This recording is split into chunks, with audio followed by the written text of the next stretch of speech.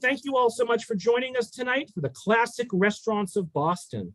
The story of Boston is a link to food, hence its nickname, Beantown. Given the city's geography, its cuisine is understandably tied to the sea, with popular dishes such as lobster, oysters, and clam chowder. These are still served today at classic restaurants like Union Oyster House, Parker's Restaurant, and Legal Seafoods.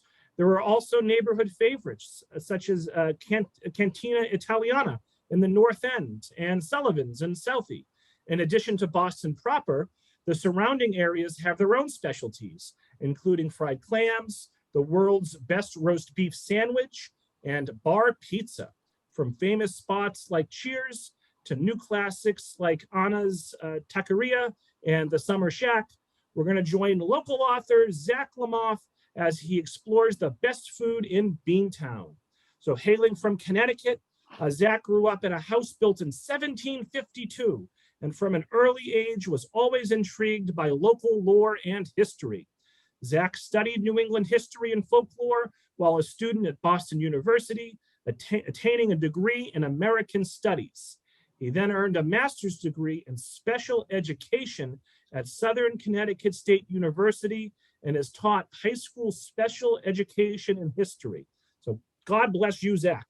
The author of 2 books, Zach is also the editor of backyardroadtrips.com, which features family-friendly places to go throughout New England with an emphasis on nature, craft beer, and history. And again, I want to thank the Friends of the Tewksbury Library and the 9 partnering libraries for making tonight's event possible. So all 120 of us, let's give a big virtual round of applause to Zach for joining us here tonight. And Zach, you can take it away. Thanks so much. Great. Thank you, Robert. And thanks to Robert and the Tewksbury Library, as well as the other partner libraries for having me here this evening. So I'm very excited to be here. And first of all, I'm going to share with you mostly tonight all about my newest book, which is Classic Restaurants of Boston. But before we begin with that, I do want to give you just a little bit of background about myself, as well as the writing that I've been doing now for about 10 years professionally. And so not just about myself, but also the writing process and kind of what has led me to where we are today. So I am from Connecticut. I have 2 books that are released about Connecticut. One is called Connecticut Lore, and one is, I'm not sure if you can see that there. Let's put me over there so you can see the picture. So the first book is Connecticut Lore. This was out in 2013. And then the sequel was More Connecticut Lore in 2016. And these were not only ghost stories, but they also served as travel guides to places slightly off the beaten path. These titles, along with the book, my third book, The History Lover's Guide to the South Shore, my website, Backyard Road Trips, and this current book, Classic Restaurants of Boston, all reinforce the same idea. It's basically meaningful travel on the local level, is what I call it. Let me tell you how I got there. So something major happened to me between the release of my first 2 books. Becoming a father for the first time in 2015 completely rocked my world. And I'm not talking about just you helped create another human being, jaw-dropping moment. I'm talking about how it altered my travel-centric lifestyle. I was a traveler. I've always been a traveler. Family vacations, weekend trips, afternoon excursions, it didn't really matter. I was kind of like a dog. I just wanted to go, not worrying much about the destination, but enjoying the journey itself. When I found myself elbow deep in diapers and pureed carrots, I knew my life was changing, and changing fast. As a good friend of mine commented, just a few months ago, it was dinner in Italy for you, and now it looks like your Friday nights watching the VHS copy of Dumb and Dumber. No, my lifelong bachelor friend was not referring to me as dumb or dumber because of the child, and maybe just a little bit, but that a fun activity was now watching such a film on a weekend night. It all came to a head when, during my son's 2nd month on this earth, I asked my wife which weekend we were going to the Deerfield area on a fall afternoon. Seeing that this drive was 2.5 hours each way, her eyes shot daggers deep into my soul. And what was lost in this altercation? The ability to travel. I was mortified. I figured at 2 months, my son had better be ready for a leaf peeping weekend. Clearly, I was more concerned with my needs than his or my wife's. After trudging through the first stage of grief, denial, and then lamenting the fact that there would be no more travel, I paused for a long introspection. What shall I do with my time? Maybe I'll start to enjoy Sudoku. Maybe I'll learn how to shingle a storage shed. Maybe I'll start cross-stitching. Well, this is how Backyard Road Trips was born. My idea was that I didn't have to drive to Alaska to find adventure. There was plenty of exploration at a local nature preserve, where at an earlier time in my life, I could bang out a few of these types of trips in one day. Now each trip has become a destination in itself, but a destination I look forward to almost as much as going to a trip overseas.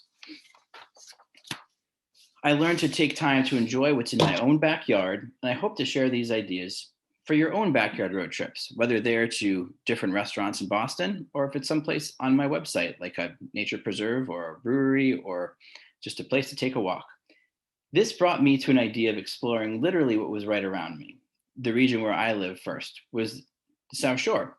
A history lover's guide to the South Shore lets me act as part historian and part travel guide.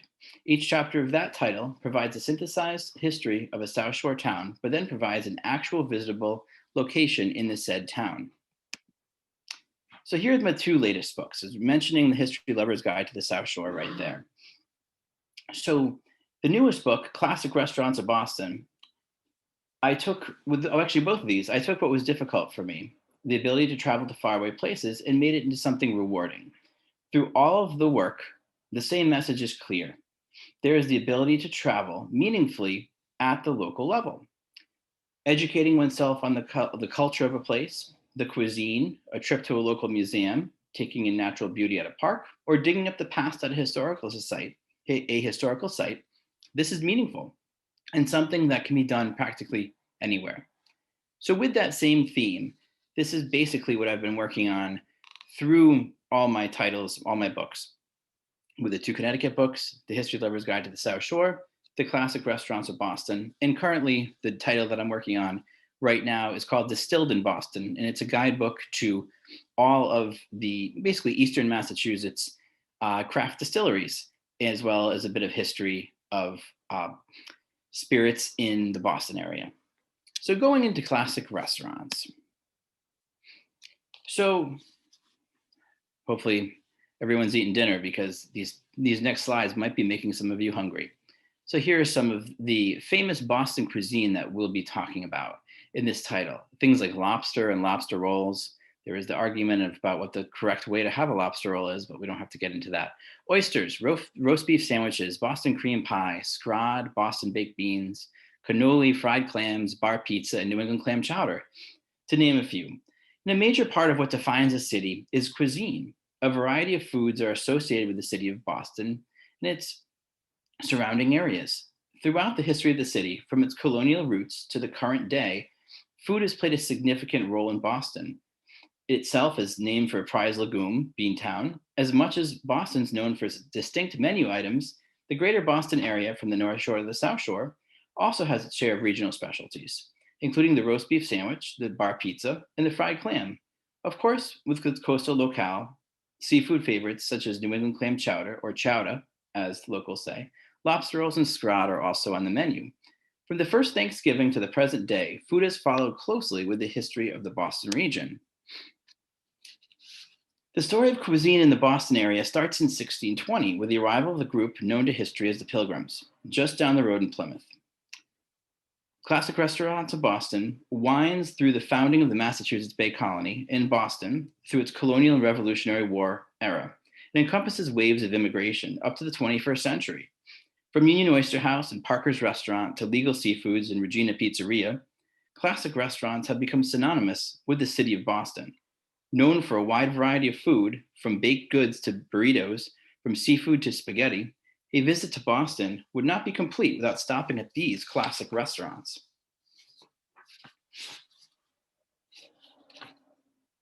So you can see some of the classic restaurants that are in here, including Union Oyster House and Parker's, and A lot of these I mentioned, but also Mr. Bartley's Burgers in Cambridge and Cabot's in Newton. So you can see it's not just Boston, but also the greater Boston area for many of these. And so the book is also organized by neighborhood. So the first part talks about the classic restaurants themselves, and then it's a neighborhood guide into different parts of the city and areas around the city, which includes the classic foods and restaurant. So each section has its own intro describing its rich history and its own unique cuisine. And these include places such as the North End, Irish pubs that are not just in South Boston, but are scattered around the city, Chinatown, Little Armenia, which is in Watertown, historic taverns, hipster classics, dive bars and sports pubs, North Shore, Route 1, also known as Restaurant Row, the South Shore, and Metro West. So today for the presentation, we're going to take a virtual trip around Boston and its surrounding towns. So what we're going to do is give a bit of information about what you're going to find in many of these different neighborhoods, and towns, and also different themes, such as dive bars and sports pubs might not be synonymous with one specific neighborhood, but instead different places around the city. So first of all, we are going to the North End. So the North End is Boston's Italian neighborhood. Exploring this section of town is as if you step back in time or overseas to Italy. The main streets and small alleys of the North End have a truly authentic feel. Expect to overhear conversations of locals spoken in native tongue. Bocce, cappuccino, and of course Italian food are further elements of the North End. The two main streets, Hanover and Salem, are lined with Italian eateries, many that have graced the same storefronts for years. Restaurants such as L'Osteria, La Familia Giorgio, and Giacomo's have been here seemingly forever. L'Osteria, for example, is a small Italian restaurant that exemplifies the true North End. The exterior's brick facade and awnings tempt the passerby to come in for a meal with old world charm. Notice the intricacies of the building's architecture itself, including the upper floors, which house presumably apartments. It has such an authentic European feel. The interior's decor is simple but tastefully decorated. There's nothing flashy about it, but come sunset, it's a perfect backdrop for a date night. The name Osteria in Italian refers to a simple place to eat. It has been a favorite of mine since I was a child, between L'Osteria and Florence's restaurant, which was located on North Street, right next to the Paul Revere House. These were the two Italian eateries my family would go to after a day out in Boston. Still, my favorite meal on the menu after all these years is linguine with mussels. Try it either with a tomato sauce or with a garlic, oil, and white wine sauce. True to its acclaim, it's hard to get a bad meal in this neighborhood.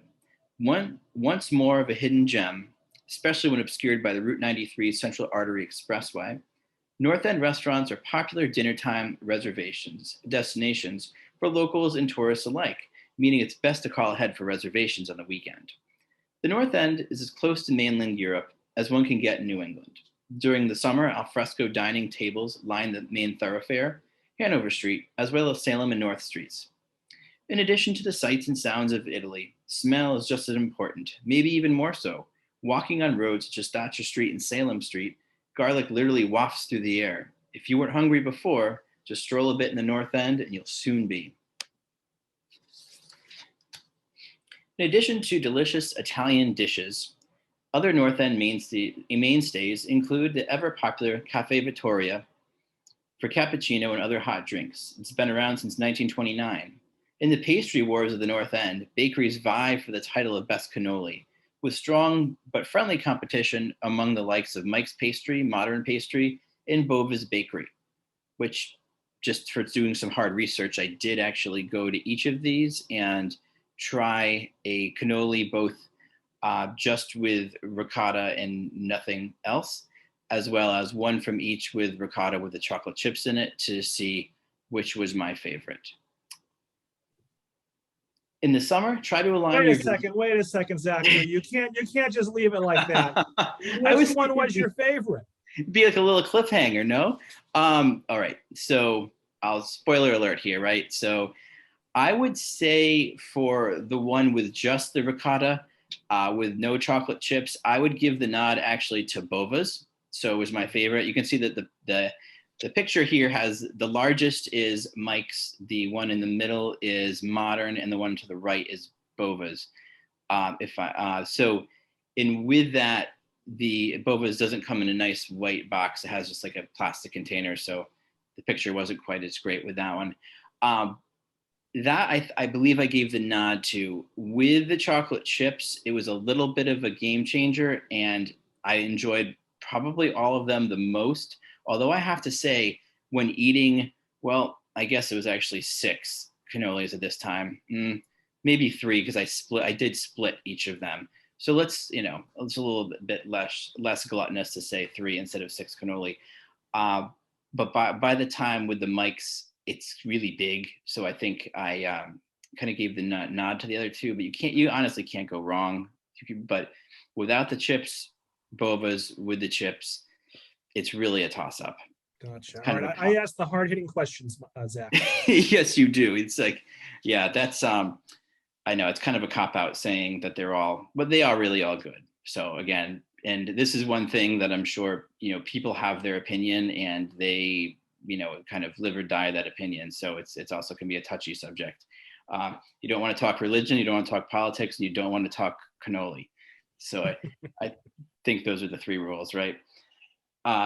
So moving on from cannoli, hopefully didn't offend anyone just yet with my cannoli choice.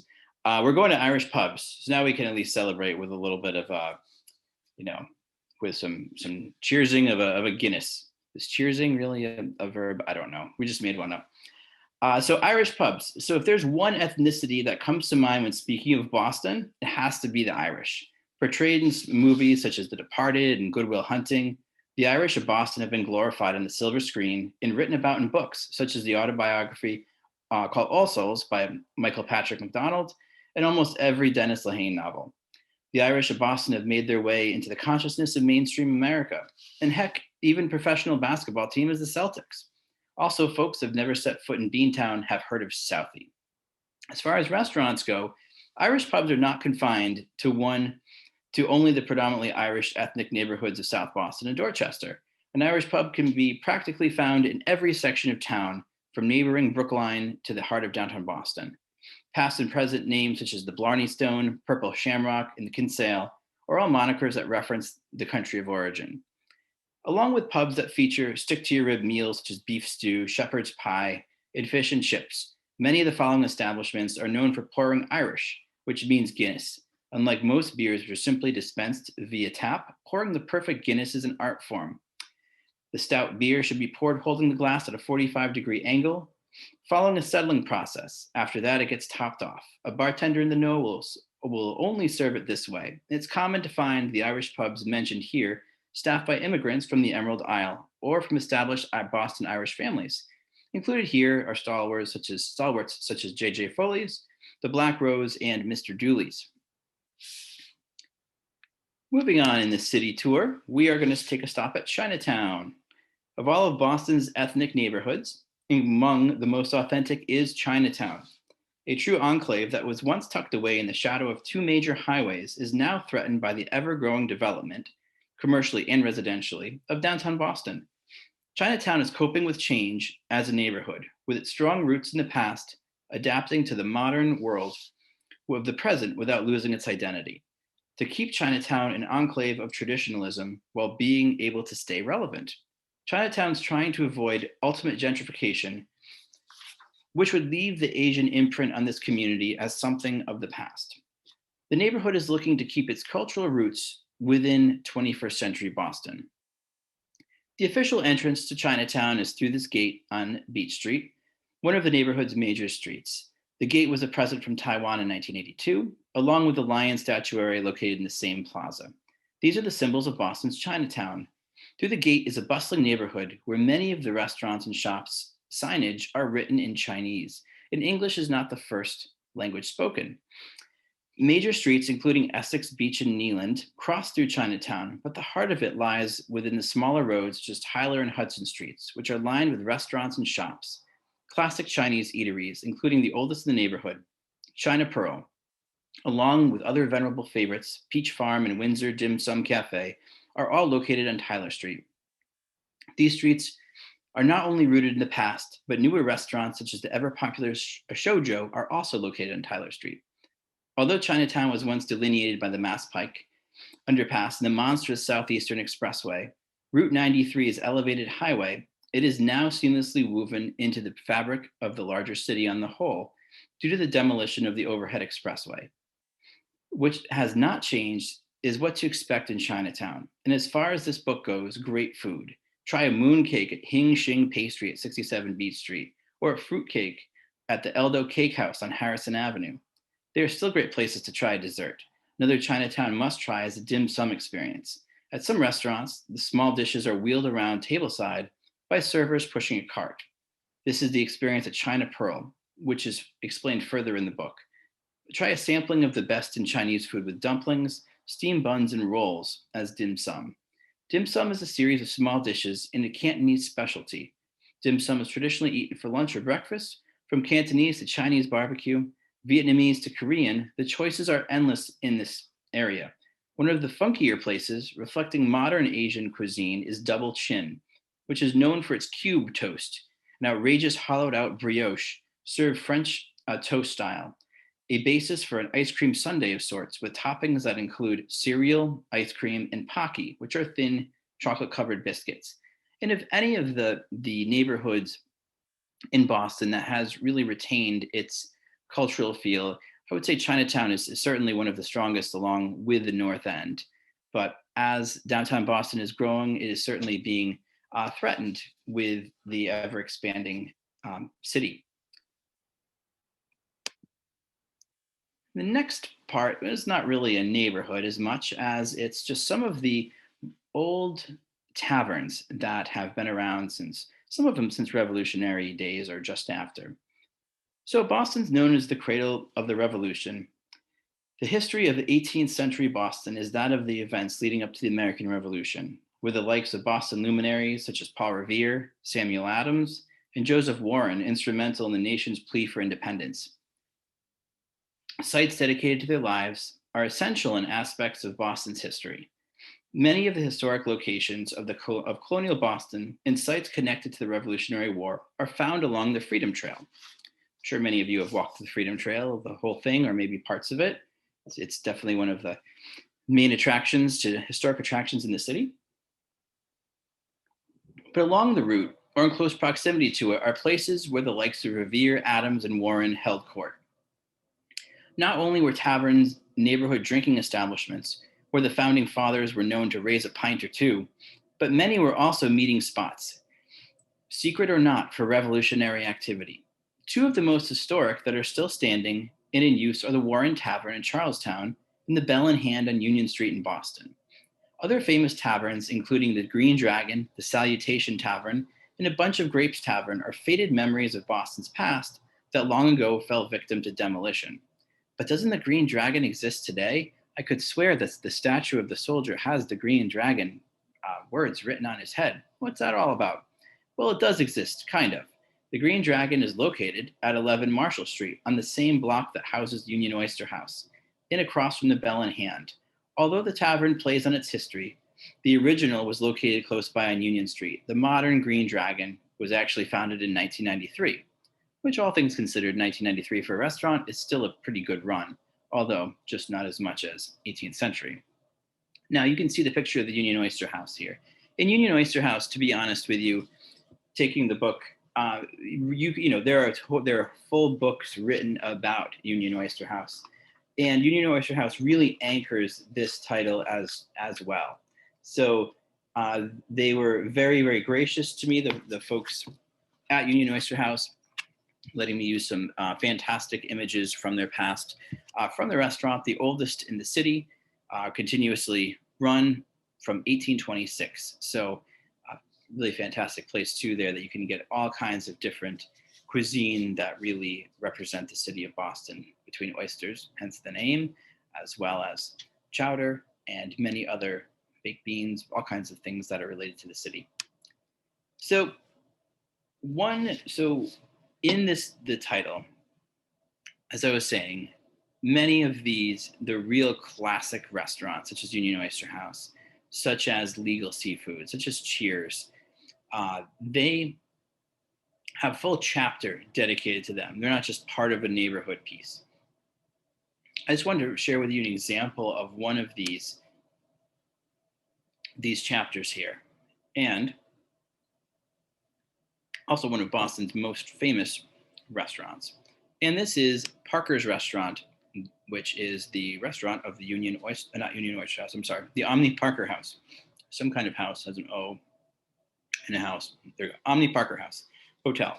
So Parker's Restaurant, also known as the Parker House Restaurant, from 1855. So this is located inside the iconic Omni Parker House at 60 School Street.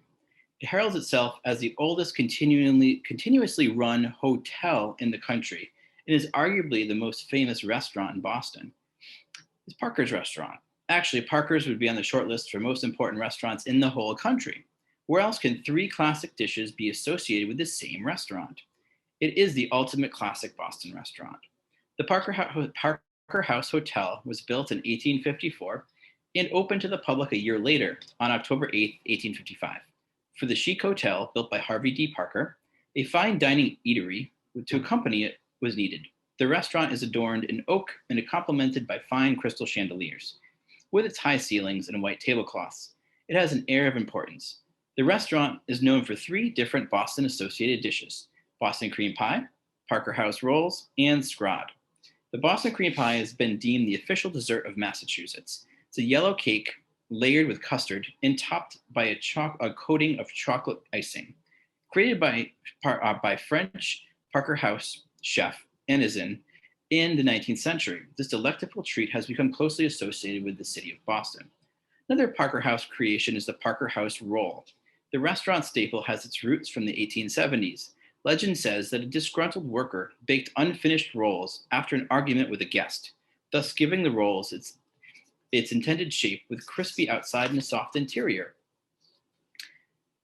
And the next one is scrod. Scrod is not an actual fish. For high-end restaurants such as the Parker House, making sure the fish they serve is the freshest, this is the legend of the scrod. Not knowing exactly what type of fish would be at the top of the heap, literally, the Parker House would demand the top of the fisherman's daily catch from the wharves of Boston, since it was the freshest. The Parker House maitre d' used the word scrod, nevertheless, what kind of fish it was. It could be cod, halibut, pollock, although the tale of the word originating with the Parker House has been deemed the stuff of legend. And later in the chapter, so also goes to describe all the different people that have put their imprint on the Parker House. So we have John F. Kennedy, who proposed at the Parker House at the restaurant. And you also had famous employees such as Emeril Lagasse, you had Malcolm X, and Ho Chi Minh all working in the same restaurant. Not at the same time, but that's quite the crew there. And one disclaimer here, the picture here of the Boston cream pie, also in the chapter about Boston foods, talks about the Boston cream pie. And this slice of pie is actually from another famous bakery, Flour Bakery and Cafe. And it's really one of my favorite slices of Boston cream pie in the city. And what I like about it, as well as the one from the Parker House, is they're not that syrupy sweet filling that a lot of Boston cream items tend to have. So it's sturdy. It's almost like almost tastes more like, in my opinion, more like a tiramisu without the almost coffee-esque flavor to it. So it's quite excellent. So now we're going to travel a little bit out of town. Definitely taking a whirlwind trip around the city today. So as Boston's related to certain foods such as chowder, Boston cream pie, and Boston baked beans, to name a few, so are the suburbs. Instead of a town having a specific cuisine, whole regions around Boston are known for different foods. From the North Shore to the South Shore, although close geographically to the city, each have dishes that are location specific. And I know that many of you are from the North Shore, so I'm definitely not going to mention one roast beef restaurant over another. I know everybody certainly has their favorite. For the sake of history, I did feature Kelly's, since it's the supposed originator of the roast beef sandwich. So you've got to give credit where credit is due there.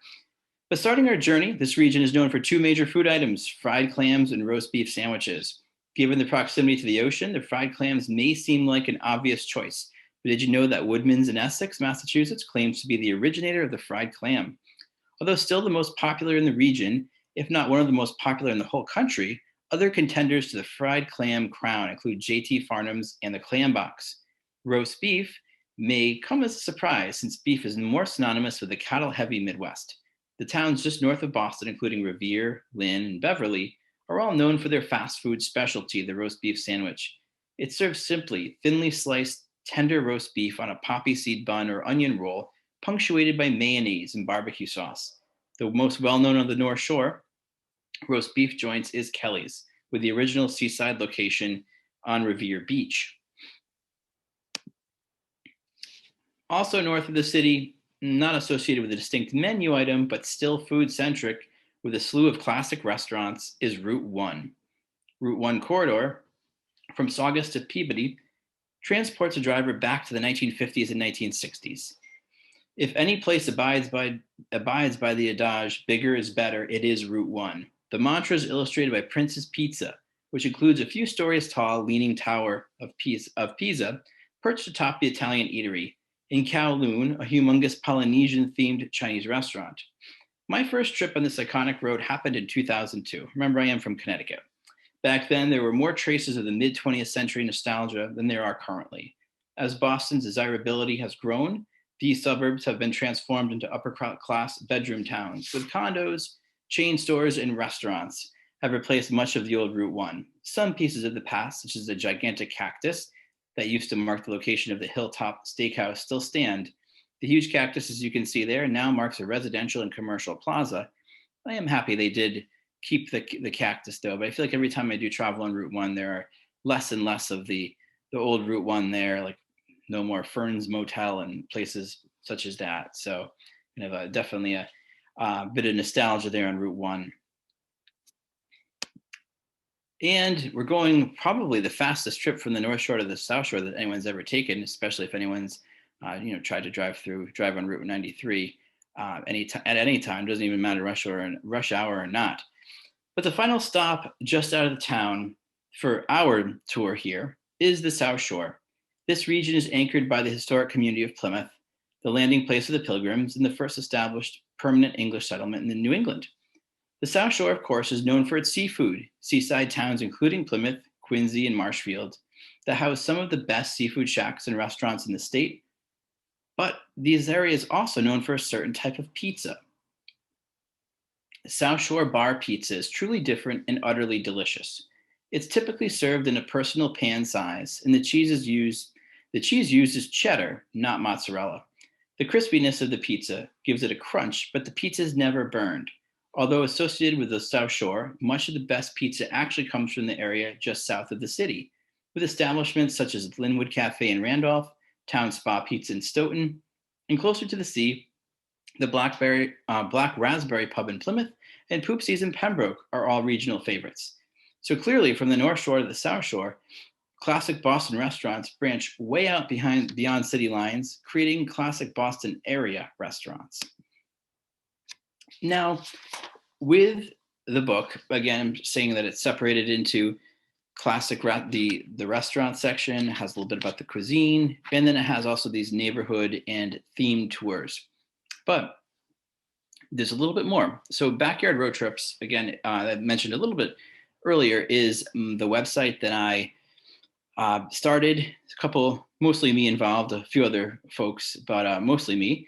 And it gives ideas for trips, much of it around Massachusetts, much of it can also be other New England states. Again, just checking out different things that I recommend, such as nature preserves and breweries and restaurants and different driving routes. So all kinds of kind of neat things. And if you liked hearing me, Backyard Road Trips is also a podcast. There is Backyard Road Trips, the podcast, which is available on all your favorite podcast platforms, including Spotify and Amazon and Apple. So anywhere you listen to podcasts, it should be there. It's also available via the website as well. So if anyone is interested in books, they are available at my publisher, which is the History Press, their website. They're also available Amazon. They should be in many stores, including Barnes and Nobles and a lot of local bookstores and libraries, as well as if anyone does want autographed copies, you can get them from my website as well. The restaurant book isn't on there quite yet, but it's going to be in there very shortly. And at this time, if there's any questions, I'd love to hear any questions or any comments that you might have for me. All right, Zachary. So let's see here. Let's start with some comments. Sure. Victoria says Cafe Paradiso also has very good cannolis. Okay. Let's see. Sarah loves Guinness on tap. That is the best. Steve says that Peach Farm is excellent. Pat says Kelly's has the best clam chowder in her opinion. Jay says he was a big fan of Hilltop Steakhouse. Let's see here. Rosamond says, great program. Thank you. Patricia says, thanks, Zach. I'm now salivating. I think it's time for dessert. Elaine says, thank you for an interesting and informative evening. Sahil says, Hutbox has pretty good South Shore pizza. Excellent. So Yvette asks, how many restaurants are in the book? Do you have a total number? Oh, let me do it. So basically, let's see, 1, 2, 3. Just counting right here for a second.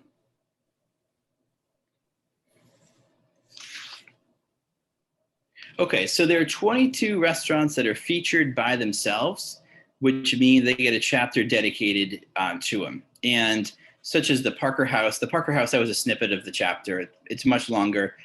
For this presentation, I did mostly just kind of almost like a little appetizer of food, meaning showing what food was known for at a restaurant or a certain area without going too deep into it, and also left out a lot of the history that goes behind each restaurant. So 22 classic restaurants, but then in the sections such as the North End, the Irish pubs, Chinatown, there are many, many more that are featured. So we're probably talking upwards of, if I had to guess, 65 to 70 places that are total mentioned, with 22 featured completely. And then I actually included even 2 what I consider new classics, which the Public House in Craigie on Main, which have been, only in the last 15 years or so have been opened. So all kind right, of a vague answer there, but hopefully okay. that. That's okay. Deb says, thank you. Let's see here. Sarah says, thank you. Shinwei says, thank you. Joyce says, great walk down memory lane. How did you do your research of restaurants no longer operating since you couldn't visit them? Joyce is specifically thinking of Lockover or some of the ones on Route 1.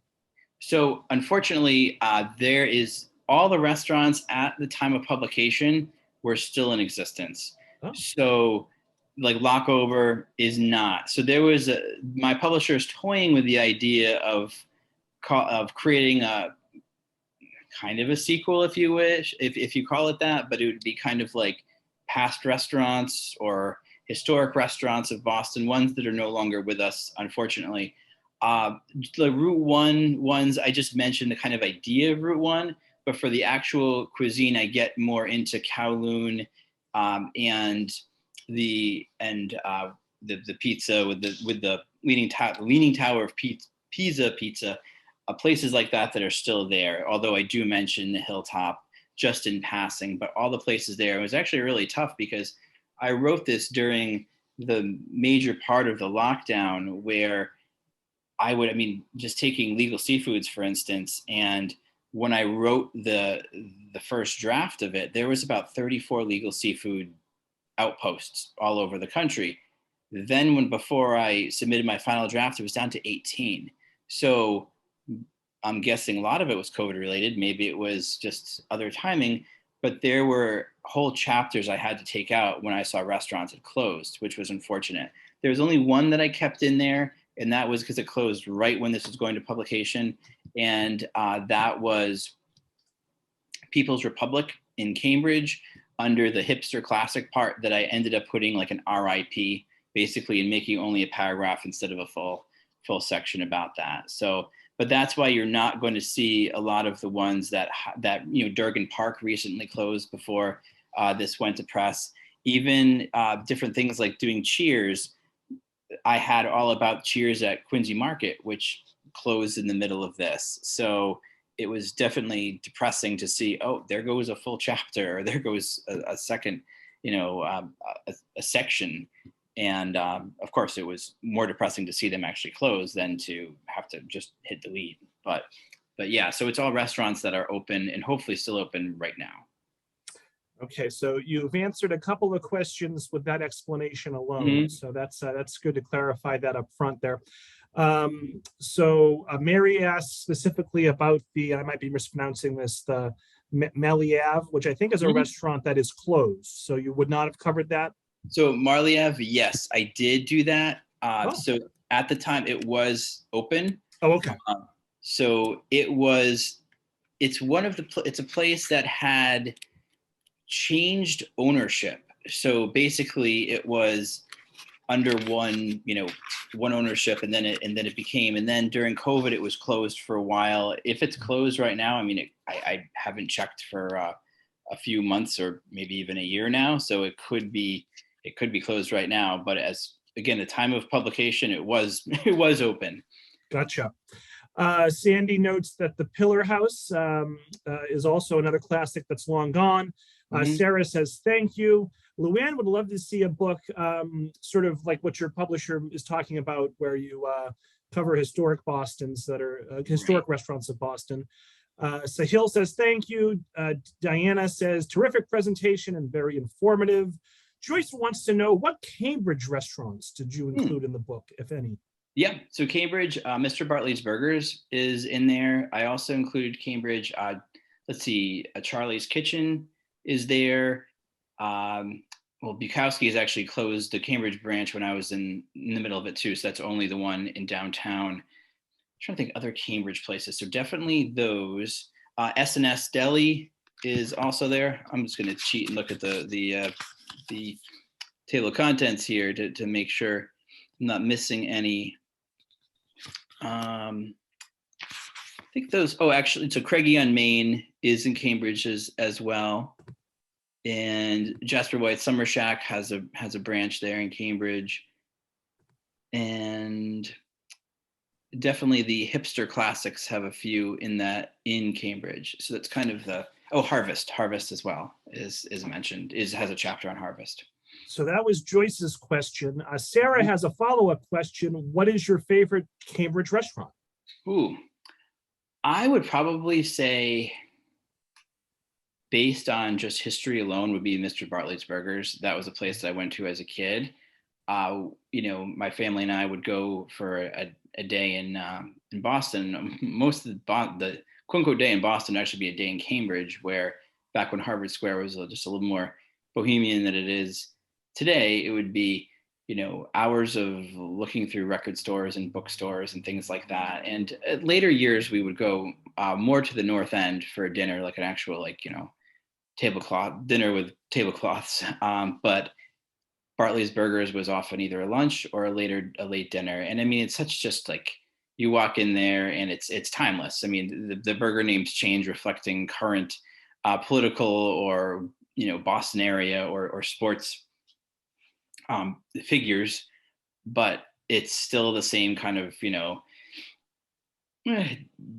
diner-esque food, I guess you'd say, that it's going to be just a lot to look at and a lot of fun. And I'd probably, go for that. I also do really, really like Charlie's Kitchen as a quick bite, always fun, good place to kind of just hang out.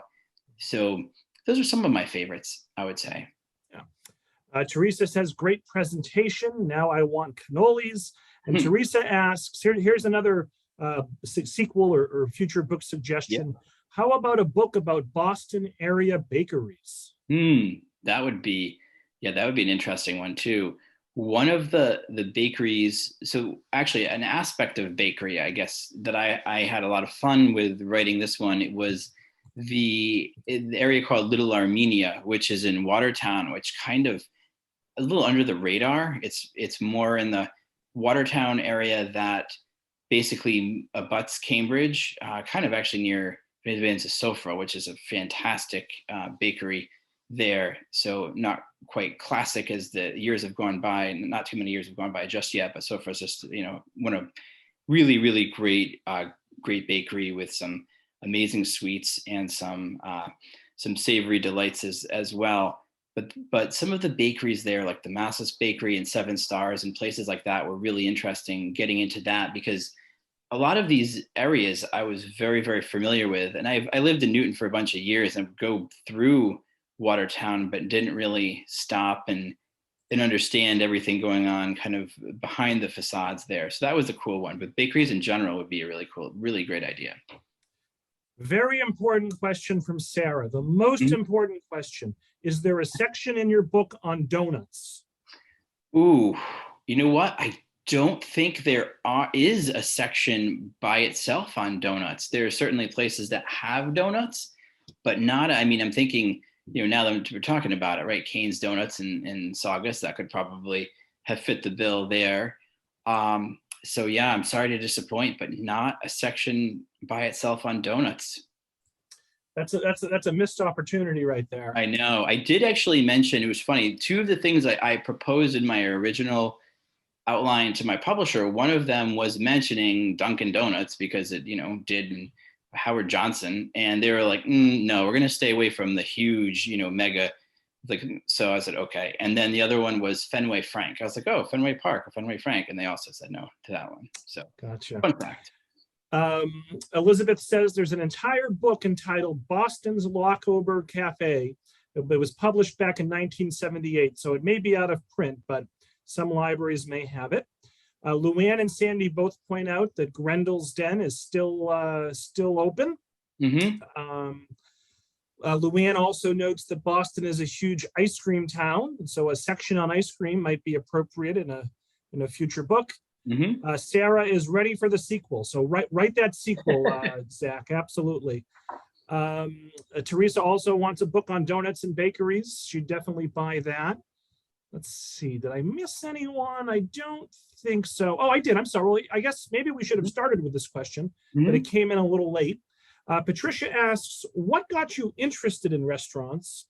And I'll ask, why write this book? What was the motivation? Sure. So first of all, I'll back up a little bit about the baked goods. So if anyone's interested in some of these kind of like, I wouldn't call donuts small because they're a big, important part of my own life as well.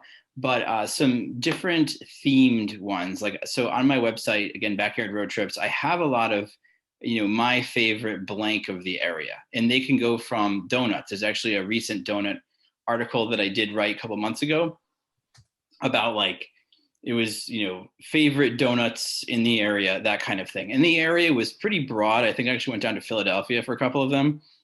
So, which is quite a large area, but it was just some donuts I had basically in the last 6 months that, because it's my website, I can kind of do what I want. I don't really have as many parameters. So with that one, I was able to just be like, you know what, this one in Philadelphia is awesome and I'm going to write about it. But this one in, Plymouth is also so great and I'm going to write about that. So if anyone is interested in any of that kind of stuff, there's plenty. If you go to Backyard Road Trips and you look at the index, there's enough stuff on there that can last you days. There's like 200 and something articles that are there and are getting updated, pretty much weekly.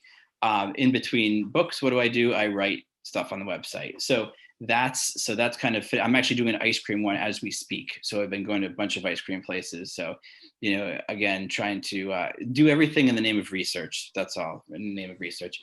And Robert, I just kind of went on a tangent. So could you tell me those two questions again? I'm sorry.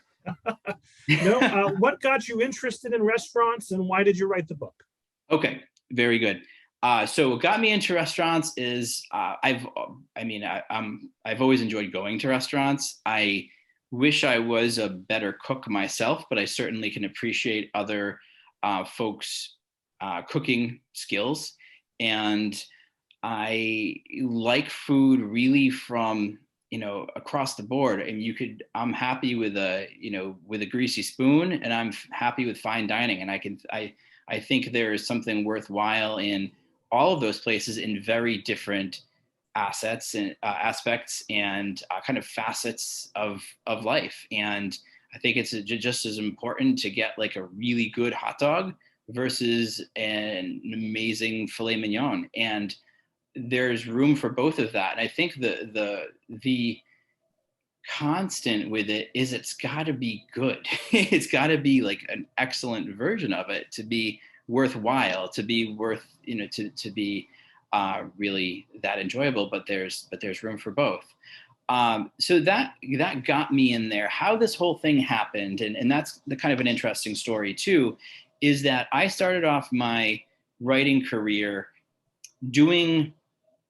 I started off writing for actually the Wellesley Town Pages many years ago for a friend. I took my thesis in college, which was about folklore in New England, and really focused on Connecticut, where I'm from. Connecticut has a lot of weird stuff, so it really does. And took that and made it into the basis of my first book, Connecticut Lore. That led to a second book, also in that kind of genre. And I didn't want to be pigeonholed anymore as being just that weird guy writing about, folklore and travel, because my main love is really travel. And this idea is travel on the meaningful level. And I love history. I love stories behind the place. And I don't care if it's someone's legend or folk tale about a certain area, or if it's the story about how this bakery started making, their amazing bagels. I just love to learn about it. And at least with the bakery, you can taste the bagels. You can't really taste the folklore, the folk legend. So that led to eventually this kind of mixed up with the history part of things for the History Lover's Guide, going from folklore to that. And in that, I had put together for each chapter a restaurant that should be gone to at every single town on the South Shore. Basically, like kind of my own nod to which one that should be gone to. My publisher said, that doesn't really fit what you're trying to do here with the History Lover's Guide. But that got the idea of, okay, I can write about restaurants into this one. And so then they actually asked me to do this title, which is part of a national series. And at the same time, I also write for my own website, which talks a lot about food. And at the same time, since then, I write for Edible South Shore, South Coast, part of the national Edible. There's Edible North Shore, Edible South Shore, etc. So I do write for Edible South Shore, also about food. So basically, one thing led to another that led me to write about food, and now from food, I'm writing about hard liquor for the latest book that I'm doing. So, which is again fascinating and a lot of learning along the way with it. And by learning, you mean sampling. So that's great. Yes, this is true. Sampling food, and now, yes. There you go. Appropriate for the pandemic, I think. Right. So Zach, we're approaching 8 o'clock. I think we'll wrap it here. Do you have any last words for the group before we end the session? Sure. First of all, I want to thank everyone for coming out tonight. This has been a lot of fun. So again, if you're interested in the book, this one is $22 is the list price. You can find it on, online retailers such as Amazon. You can find it on Barnes & Noble. You can find it on my publisher's website, which is the History Press. You can find it at your local libraries, hopefully, as well as you can check it out on my website, Backyard Road Trips, along with all that kind of good, fun stuff on there too. And again, thank you all, and thank you, Robert and Tewksbury, for having me. Yeah, absolutely. So I also want to thank the Friends of the Tewksbury Library and the other 9 partnering libraries. Most importantly, I want to thank Zach and our audience tonight. Great turnout. And yeah, look for an email from me tomorrow with a link to the feedback survey, a link to the recording, and some information about some upcoming virtual programs on Boston history. So thank you all so much, and I hope everyone enjoys the rest of their evening. Thanks again, Zach. Thank you. Yep. Bye-bye. Bye.